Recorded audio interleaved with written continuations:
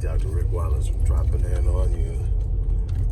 Again, still moving around from the last video.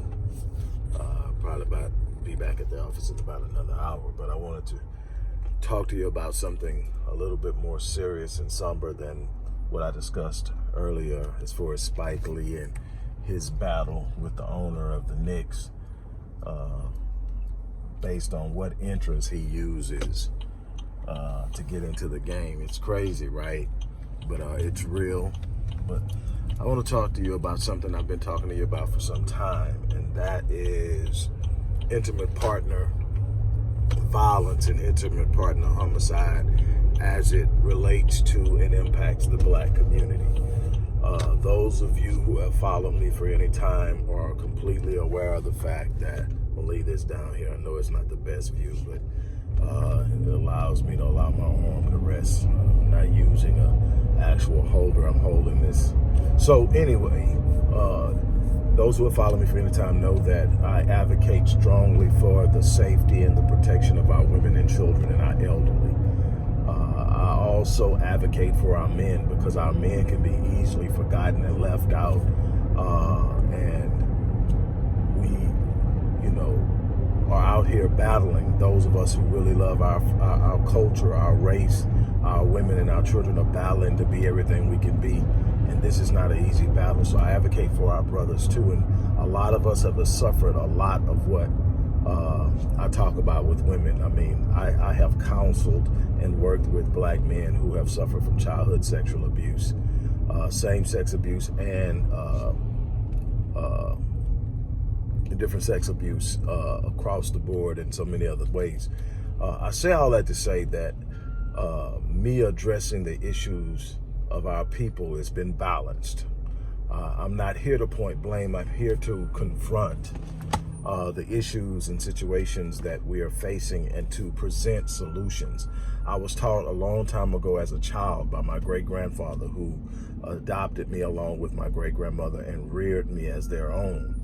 I was taught that do not bring up the problem unless you're ready to also present a solution. It doesn't mean that the solution is 100% viable. It means that you have put some effort into coming up with a solution. In other words, you're not just here to complain or talk about what's wrong. And so I've always worked to understand the problems and the issues of black people for the purpose of creating solutions. And that is always the case with me. So I've studied the behavior of black men. Now, here's what I can tell you. I can tell you that black men are victims of intimate partner violence almost equally to black women. 20% of black men have reported being victims of domestic or intimate partner violence. 25% of women have reported it. Here's where the distinction comes in, and it becomes disproportionate, and that is violence that leads to homicide. Far more black women are killed by their intimate partners than black men. I want to talk specifically about the women because it's the responsibility of the men to protect the women. And we are teaching this at Black Men Lead, and yet we're seeing consistently on the news these stories of men killing black women, and not only black women, black children. And what literally prompted this particular video is the fact that a man, I want to say in Appleton, stabbed his girlfriend who was pregnant for him. And when she fled the house to get away from his attack, stabbed her in the chest, in the stomach, on the arm, and in the neck. When she fled the house, he turned on her 3-year-old daughter and stabbed her daughter to death. 3-year-old daughter, because she told him she didn't want to be with him anymore. The fragility of the black male ego has become a problem. And it's easy to sit down and point at the back end of the situation and talk about how horrible it is, how weak these men are emotionally. It's easy to talk about, just how evil and sorry it is. And it's absolutely all of that.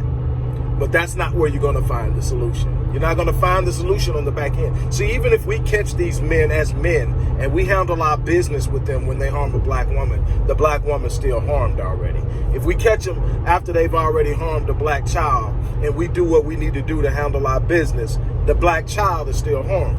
We are going to have to face the fact that if our young black males aren't born with the proclivity to cause harm to our women and children, it's being developed. And if that's the case, it's on us.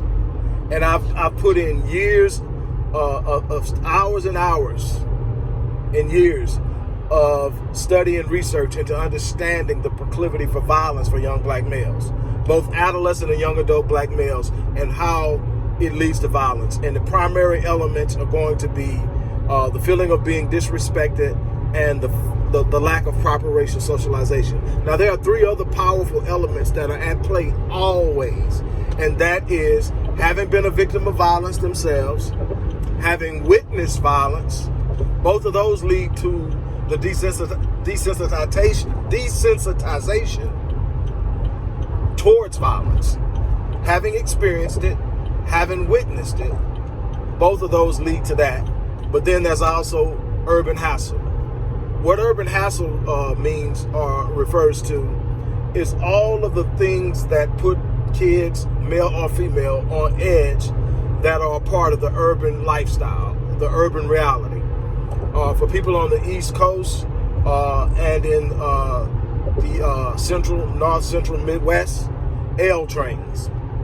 You know, you got L trains riding by all time of the day and night. The noise from the L train. Having to navigate through gang violence to get to school and get home from school. Having to navigate through drug activity to get home from school or get to school. Shots being fired in the middle of the night. Ambulances all times of the day and night. And on and on and on. In some of the buildings, you got drug activity in the stairway. I mean, it's just on and on. This is called urban hassle, and urban hassle also adds to the risk of, at some point, perpetuating violence. The number one cause for perpetuating violence among adolescent and young adult males is the feeling of being disrespected. Thanks to Dr. Joy DeGruy, there's actually an adolescent, an African American adolescent respect scale that literally can help you predict which males are most likely to commit violence and when. It's the first of its kind. She worked and did this at the turn of the century.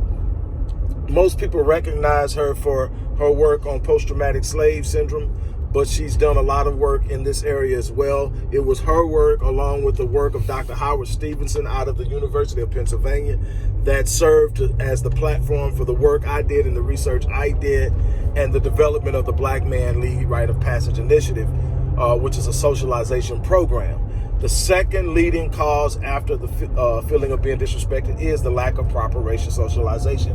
We simply are not socializing these young black males into manhood, and that is a problem, and we are going to have to address this. A lot of this is coming from the fact that we have 1.5 million black men missing. It's simply not being modeled at a level in which it can be emulated, and that's a problem that we're responsible for handling and addressing.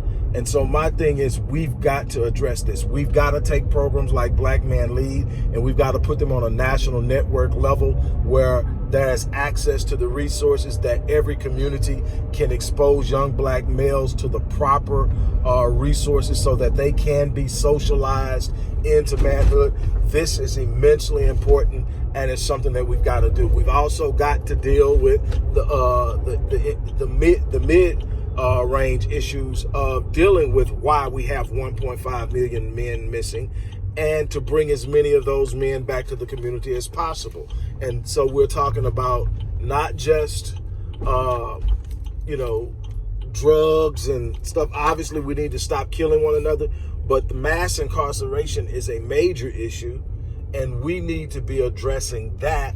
And one way that we can address it on the back end is to reduce the recidivism rate.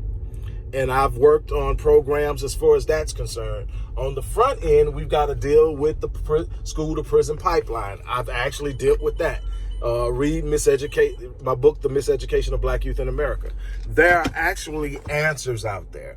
There are people like myself, Dr. DeGrew, Dr. Stevenson, Dr. Fully Love, and so many others who have put in the time, the energy, and effort to put together a specific plan and an expression and a presentation of what the problem is and what the solution should be. And now we got to implement them. It's that simple. We could talk all day about what's going on. We can sit up and write, shake my head, oh my God, it's a shame, all we want to on these posts of these women dying. But we're going to have to confront what's creating the men who are capable of doing that to our women. We're going to have to hold them accountable on the back end, but we've got to start working on reducing the number of them on the front end. On that note, I'm going to get out of here. I really want to talk more on that on the big end. We need to create the forums for that as well. We need to talk about this more in depth. We need to look at what the causation is. I tell my clients all the time, whatever your effect is, your results, there's a cause for it. Instead of looking at the symptoms, if you want to change it, you got to go to the cause. We're looking and talking and discussing and debating symptoms when we need to be addressing cause. On that note, I'm going to get out of here. I'm going to finish running my errands and get back. But we got a lot to talk about. Support the work that we're doing. I'm asking you to do that. Support the work we're doing. If you want to know more about what it is I do on a deeper level, reach out to me. But support the work I'm doing. If you go to the description box, the first paragraph there will tell you the different ways that you can support our work. We need your support. On that note, I'm out of here.